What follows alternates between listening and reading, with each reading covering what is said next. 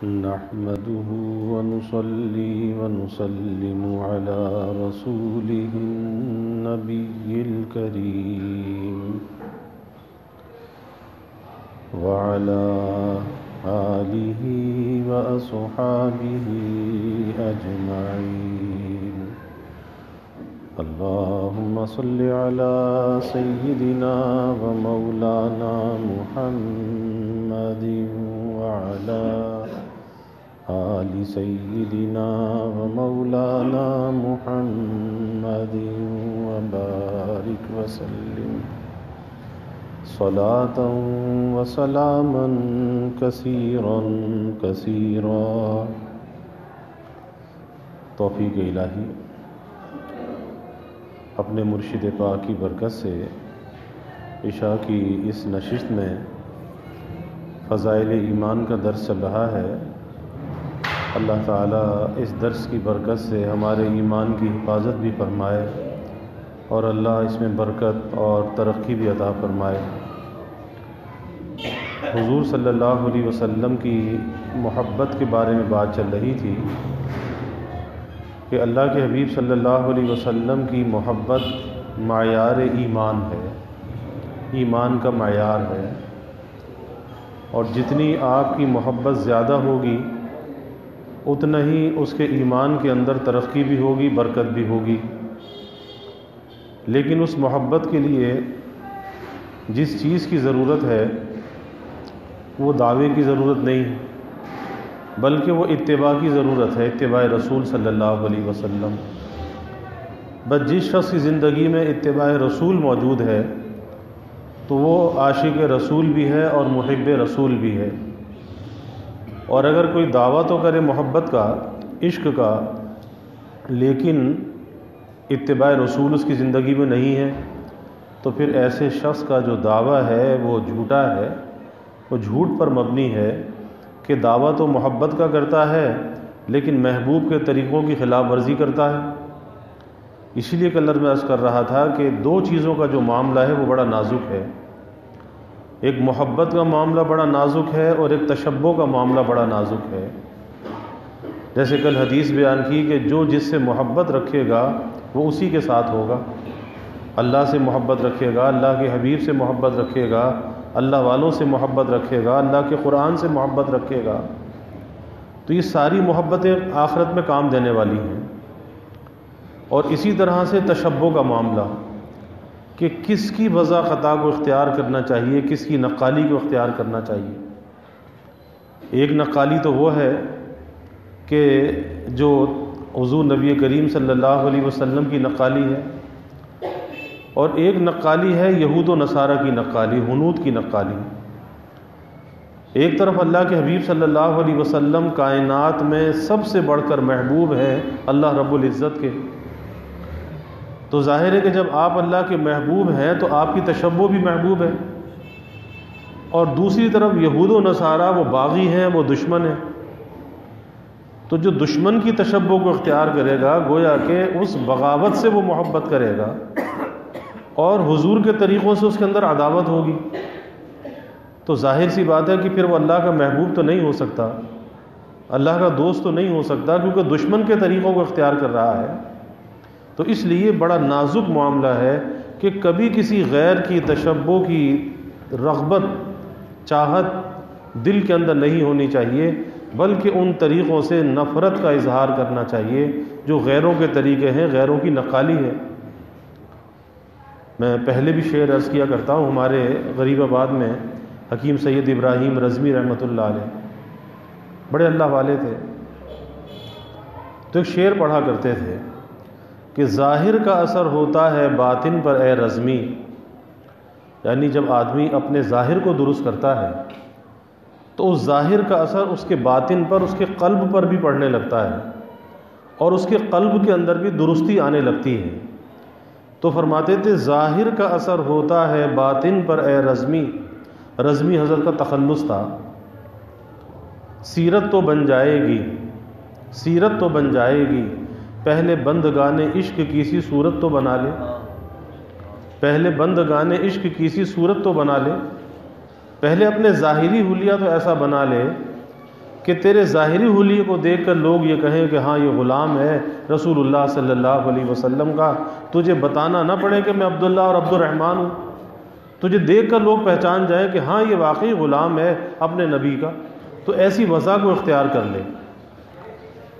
اور جب ایسی وضع کو آدمی اختیار کرتا ہے تو اس وضع میں، اس تشبہ کے اندر اللہ نے وہ خاصیت رکھی ہے کہ اجتبائیت کی شان ہے، اللہ تعالیٰ اسے اپنی جانب جذب فرما لیتے ہیں۔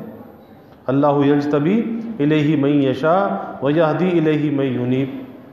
اس لیے مجدد تھانوی رحمۃ اللہ علیہ فرماتے تھے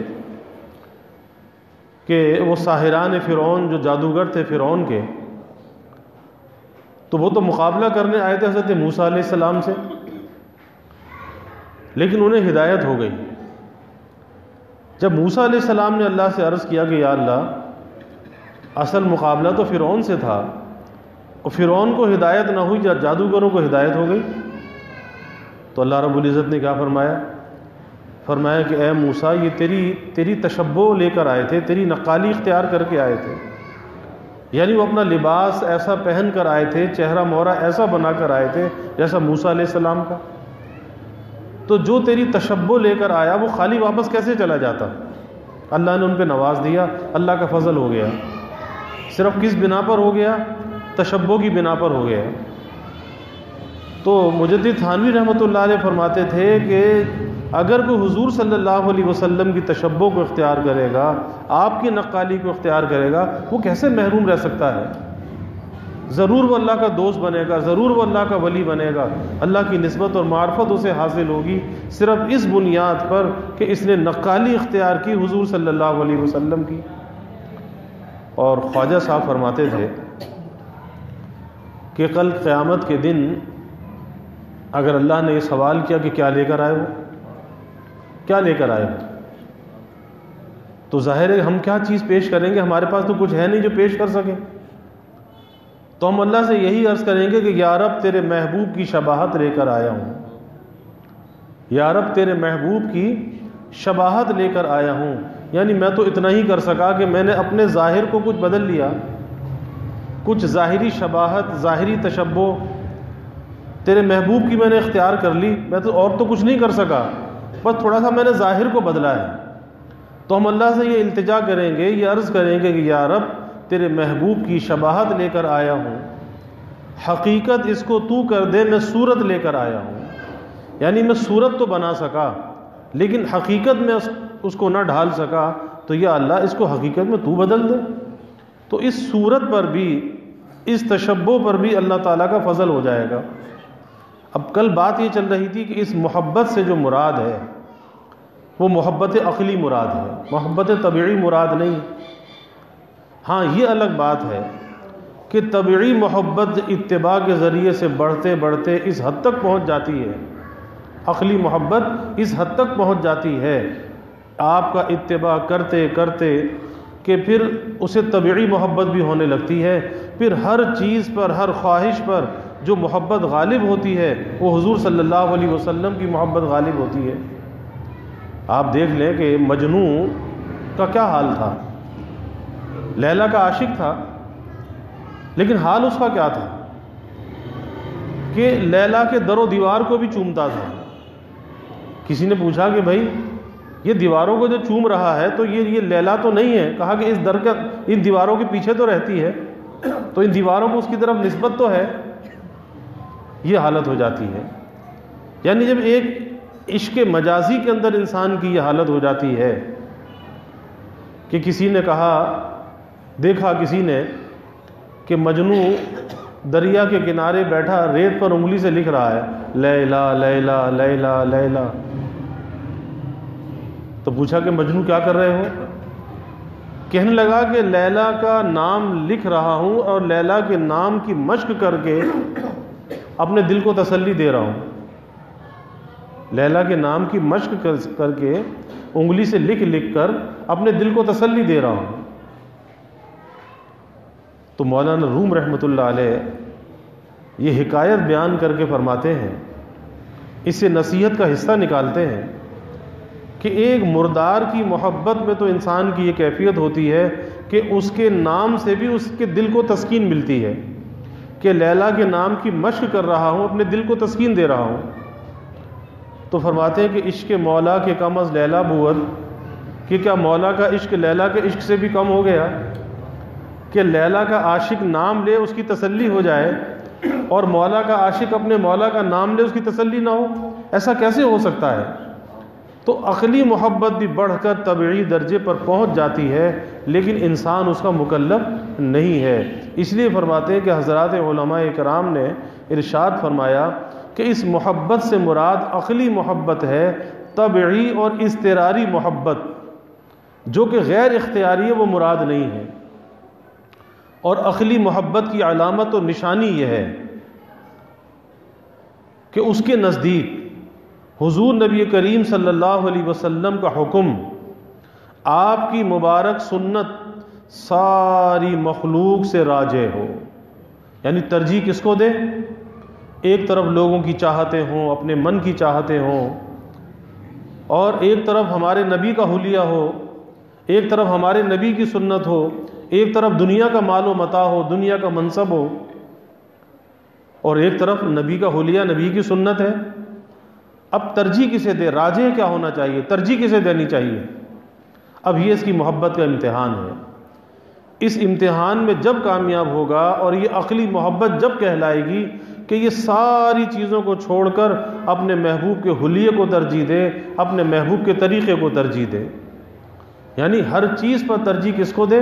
کیونکہ حدیث مبارکہ یہ گزری کہ تم اس وقت تک مومن نہیں ہو سکتے، یعنی کامل ایمان والے نہیں ہو سکتے، جب تک کہ اپنے مال سے زیادہ، اولاد سے زیادہ، والدین سے زیادہ، دنیا کی ہر چیز سے زیادہ حضور صلی اللہ علیہ وسلم سے محبت نہ رکھو، اس وقت تک کامل ایمان والے نہیں ہو سکتے۔ تو سب سے بڑی ترجیح کیا ہونی چاہیے؟ اپنے محبوب کا حلیہ ہونا چاہیے، آپ کا طریقہ ہونا چاہیے۔ آپ صلی اللہ علیہ وسلم کے حکم کے سامنے اگر جان، مال، اولاد، خواہشات، بلکہ تمام لوگوں کو قربان کرنا پڑے تب بھی دریغ نہ کرے۔ ہر چیز پر ترجیح کس کو دے؟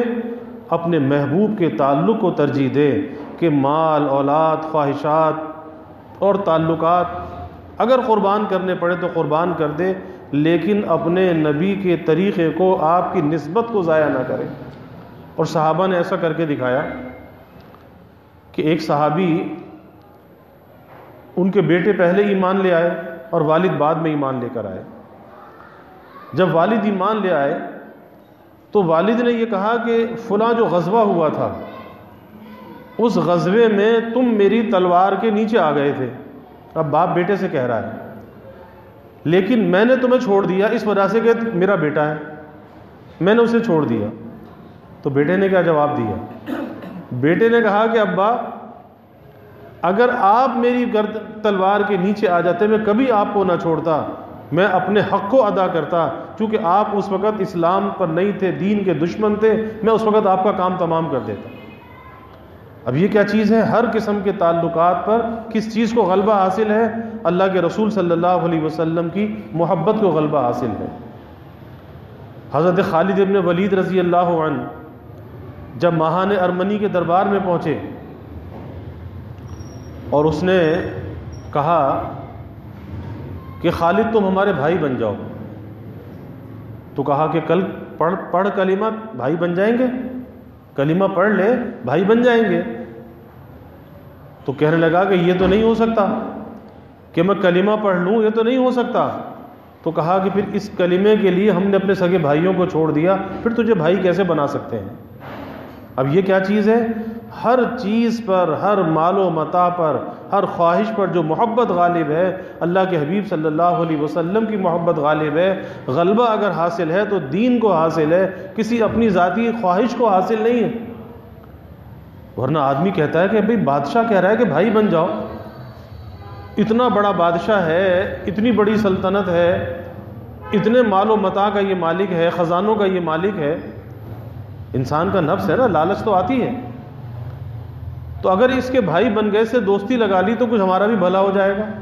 انسان کا نفس تو یہ کہتا ہے نا اندر سے، لیکن وہاں خواہشات پر جو چیز غالب تھی، اللہ کا دین غالب تھا، اللہ کے رسول صلی اللہ علیہ وسلم کی محبت غالب تھی۔ یہی وجہ ہے کہ کسی چیز کو ترجیح نہیں دی، صرف ایک چیز کو ترجیح دی، اور وہ ترجیح دین تھا، حضور صلی اللہ علیہ وسلم کی ناموس تھی، آپ کی نسبت تھی، بس ترجیح دی تو اس کو ترجیح دی۔ تو یہ وہی بات ہے کہ آپ صلی اللہ علیہ وسلم کے حکم کے سامنے اگر جان، مال، اولاد، خواہشات تمام لوگوں کو قربان کرنا پڑے تب بھی دریغ نہ کرے، تب بھی اس کی پرواہ نہ کرے۔ آپ دیکھ لیں کہ غزوہ تبوک کا موقع ہے، کتنا مال لے کر آئے حضرت عثمان رضی اللہ تعالی عنہ، کہ 100 اونٹ لائے، پھر 200 اونٹ لائے، پھر 300 اونٹ لائے، اور مال سے لدے ہوئے لے کر آئے۔ اور وہ زمانہ سخت گرمی کا زمانہ تھا اور افلاس کا زمانہ تھا، لیکن اتنا مال حضور صلی اللہ علیہ وسلم کو لا کر دیا کہ اللہ کے حبیب صلی اللہ علیہ وسلم نے فرمایا کہ اب عثمان جو چاہے کرے، اس پر کوئی پکڑ نہیں ہے، جو چاہے کرے کوئی پکڑ نہیں ہے۔ اب کیا چیز تھی؟ مال پر کس کی محبت غالب تھی؟ اللہ کے حبیب صلی اللہ علیہ وسلم کی محبت غالب تھی۔ جب آپ ہجرت فرما کر مدینہ طیبہ پہنچے تو پینے کے پانی کا مسئلہ، ایک کنواں ہے اور یہودی اس کا مالک ہے، اور وہ پانی کو بیچتا ہے، مسلمانوں کو تنگ کرتا ہے۔ آپ نے فرمایا کہ بھائی جو اس میں مسلمانوں کے ڈول ڈلوا دے میں اس کے لیے جنت کا ضامن ہوتا ہوں۔ اب حضرت عثمان رضی اللہ عنہ بہت بڑے تاجر، لیکن وہی بات کہ ان کی جو تجارت تھی، ان کا جو مال و دولت تھا، اللہ کے لیے تھا، آخرت کے لیے تھا، اپنے نبی صلی اللہ علیہ وسلم کے لیے تھا، وہ اپنی ذاتی خواہشات کے لیے نہیں تھا۔ بس یہودی کے پاس پہنچ گئے، یہودی سے کہا کہ جی کنواں بیچ دو۔ اب وہی بات کہ دودھ دینے والی گائے کون بیچتا ہے؟ اس کی تو آمدنی کا ذریعہ تھا۔ اس نے کہا جی میری تو آمدنی کا ذریعہ، میں کیسے بیچ دوں، میں تو نہیں بیچتا۔ اب چونکہ یہ بھی بزنس مین تھے، تاجر تھے، قریش میں سے تھے، بڑے سردار تھے، کہا کہ اچھا میں تمہیں ایک ترکیب بتاتا ہوں، تم آدھا کنواں ہمیں بیچ دو، آدھے کی تمہیں قیمت مل جائے گی۔ اس نے کہا آدھا کیسے ہو سکتا ہے، آدھا تو ہو ہی نہیں سکتا۔ کہا کہ میں ترکیب بتاتا ہوں کہ آدھا کیسے ہوگا۔ کہا کہ آدھا اس طرح سے ہوگا کہ تم اس کی قیمت مقرر کرو، وہ قیمت میں تمہیں دے دیتا ہوں آدھے کنویں کی۔ اب ترکیب اس کی یہ ہوگی کہ ایک دن مسلمان پانی بھریں گے، ایک دن یہودی پانی بھریں گے، بس آدھا آدھا ہو گیا۔ اب یہودی تھا نا، لالچی تو ہوتا ہے، یہودی لالچ میں آ گیا، بڑی لالچی قوم ہے، لالچ میں آ گئے۔ کہا کہ بہت اچھا، مجھے سودا منظور ہے، اور غالباً 30,000 دینار اس وقت دیے یا درہم دیے، اور مسلمانوں کے ڈول جاری کرا دیے۔ آگے اللہ کے حبیب صلی اللہ علیہ وسلم سے عرض کیا کہ یا رسول اللہ صلی اللہ علیہ وسلم یہ کام ہو گیا۔ اب ایک دن جو مسلمانوں کا تھا اس میں مسلمان 2 دن کا پانی بھر لیتے تھے، اب یہودی کی سیل تو ڈاؤن ہو گئی، اس کی بکری ختم ہو گئی۔ اب وہ ہاتھ پر ہاتھ رکھ کر بیٹھا، مال تو بکتا نہیں، کوئی خریدار نہیں، کیونکہ ایک دن کا معاہدہ تھا اور مسلمان ایک دن میں پانی بھر لیتے تھے، پینے کا پانی، جانوروں کے لیے پانی، ساری ضروریات کے لیے بھر لیتے تھے۔ اور آج بھی وہ کنواں مدینہ طیبہ میں موجود ہے، اور وہ باغ بھی موجود ہے جو حضرت عثمان نے خریدا، مزرعہ عثمان کے نام سے، مزرعہ عثمان ابن عفان رضی اللہ عنہ، آج ہی مدینہ طیبہ میں موجود ہے، آج بھی اس کنویں کے اندر پانی جاری ہے۔ اب یہودی پریشان ہو گیا کہ اب کیا کرے؟ تو پھر حضرت عثمان رضی اللہ عنہ نے کہا کہ بھائی باقی آدھا بھی بیچ دے، اب کس کام کا ہے تیرے؟ تو باقی بھی خرید کے پورا کا پورا وقف کر دیا۔ اب یہ کیا چیز تھی کہ مال کہاں پہ خرچ کیا؟ اپنی خواہشات پہ خرچ نہیں کیا، مال جو خرچ کیا وہ اللہ کے رسول کی چاہت پہ خرچ کیا، اور کتنی بڑی بشارت حاصل کی کہ جو اس میں مسلمانوں کے ڈول ڈلوا دے میں اس کے لیے جنت کا ضامن ہو جاتا ہوں۔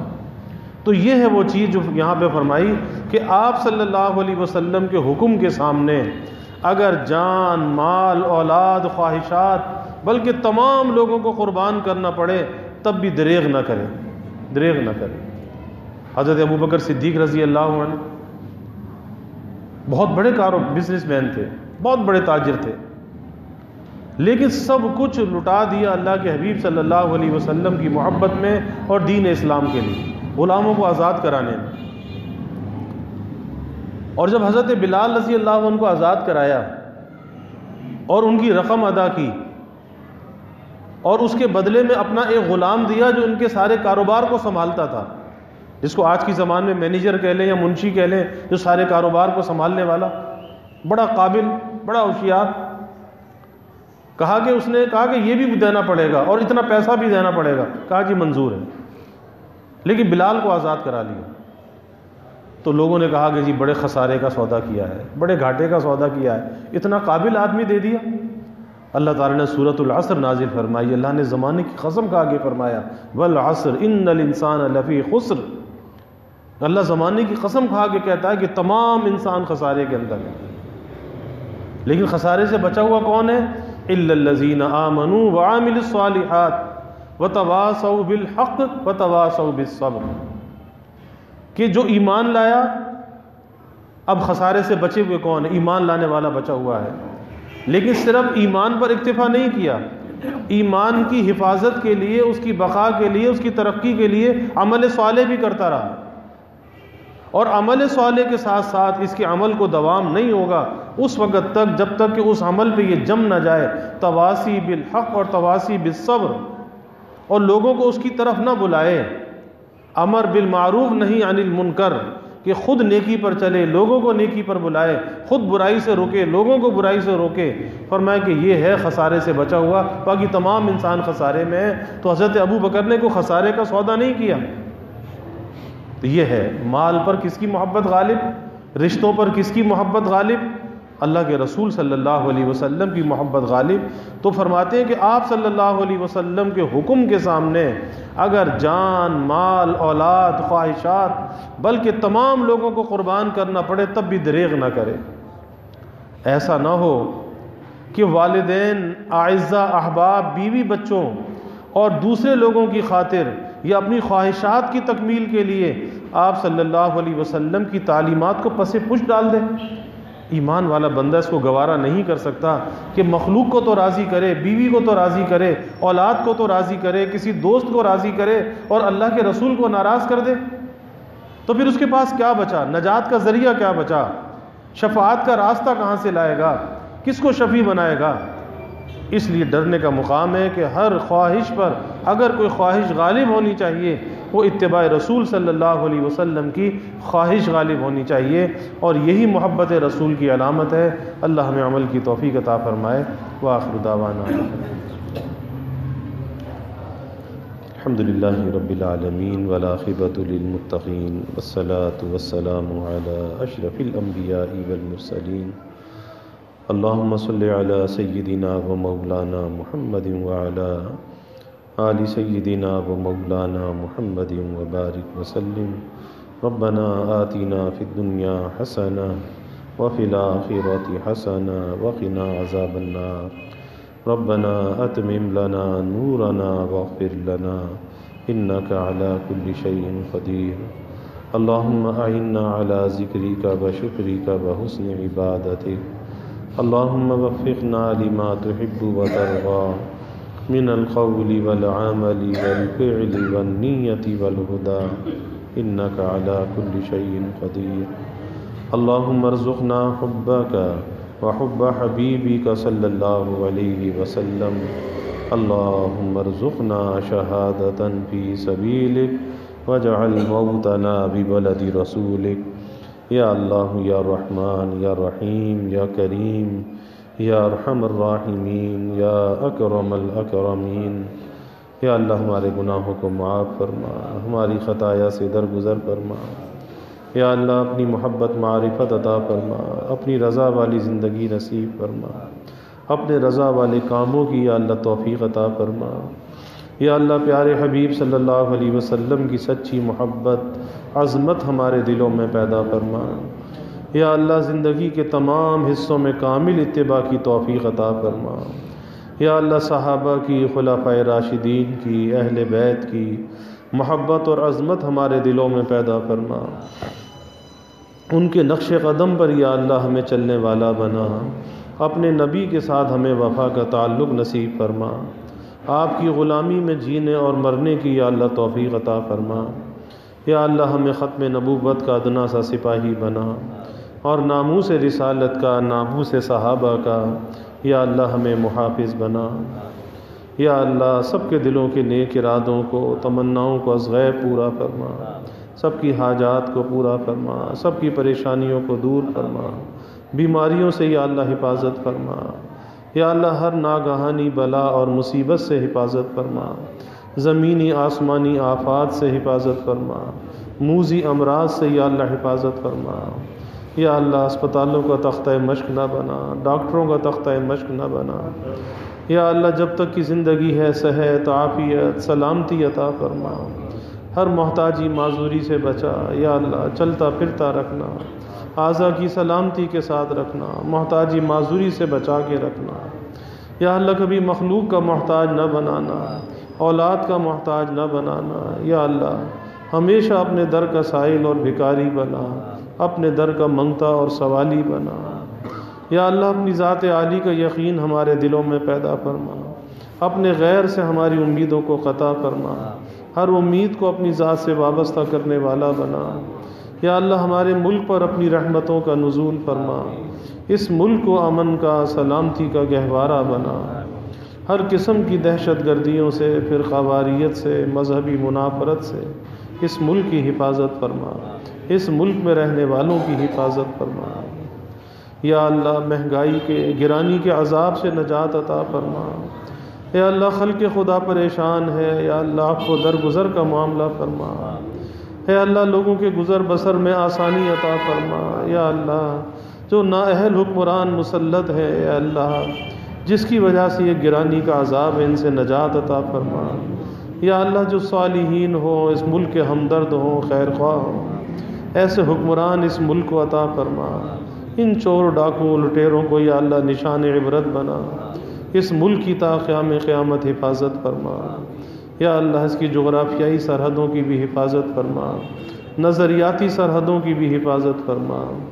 یا اللہ جتنے بھی حاضرین ہیں، سامعین ہیں، سب کے گھروں میں چین، سکون، عافیت، راحت عطا فرما، نعمتیں، برکتیں عطا فرما، نعمتوں کی فراوانی عطا فرما، ہر قلت سے، دقت سے، ابتلا سے، آزمائش سے حفاظت فرما، گھروں کے ماحول کو جنت نشاں بنا، محبتیں، الفتیں پیدا فرما، نفرت کو، عداوت کو یا اللہ دور فرما، سب کی اولادوں کو نیک صالح بنا، والدین کی خدمت کرنے والا بنا، والدین کی دعائیں لینے والا بنا، والدین کی آنکھوں کی ٹھنڈک بنا، والدین کے لیے یا اللہ اولاد کو صدقہ جاریہ بنا۔